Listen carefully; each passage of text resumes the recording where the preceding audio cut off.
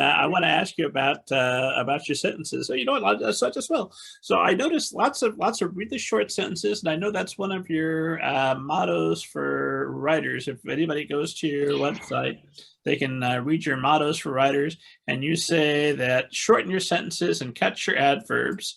And I notice you do that with the sentences, but not with necessarily the paragraph. So you might have a long paragraph that's made up of 15, 17 sentences. They're very short sentences, but not the paragraphs so much, which read very, very smooth, very quickly. I did read parts of this out loud to my child, and it flows nicely.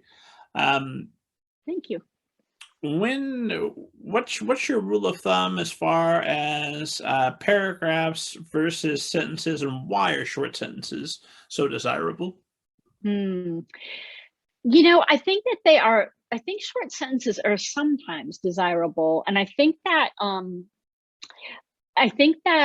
for instance, the sentences in both Anybody Here Seen Frenchie and my 2018 book, which was The Truth as Told by Mason Buttle, I think that these had to do, the length of the sentences in these had to do with the thought patterns of the characters. I think that that's where the match came from. A character like Lydia in A Home for Goddesses and Dogs is a little bit more of a long thinker. And so I think that maybe, like, I didn't know what you just told me. I've never really looked back at the writing and thought that about it. I'm sure you're not wrong, but where that the paragraphs can be long, but the sentences are short. But I think that has to do with me hearing the character in my ear, hearing the way that they're thinking. That's probably it coming through them. And if you look at Frenchie, and if you look at like one of the other points of view, I think you might see longer sentences. I'm not sure whether you read like Maxine's one of Maxine's chapters or not.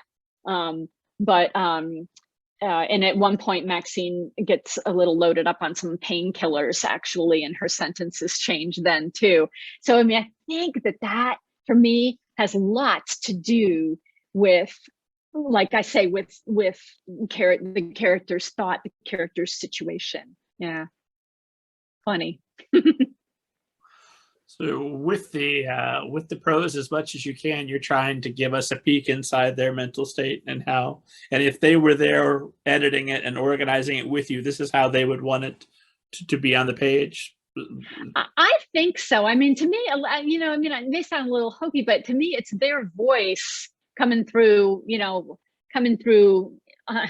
my ink, and so, yeah, I mean, I think that's how, and sometimes I will reread something and think, I think he would even have a more brief thought about that, or maybe needs to have an additional thought about it. But it's sort of, I mean, it takes the onus off me, I almost feel not responsible for some of it, but then I have to go be responsible in the revision. But I try to let those characters flow right down. Right down onto the page. So I always say right by ear. With an editor, what do you want from me? She was on painkillers. That's I know. Yeah. Most people, I think, understand that, you know it from the storyline too, where she just gets so confused by something she's seeing, and it's even more confusing because her mind's not quite right. So anyway. The editor just has to say, okay, well, I guess that's how we're going to leave it. Fair enough. Yeah.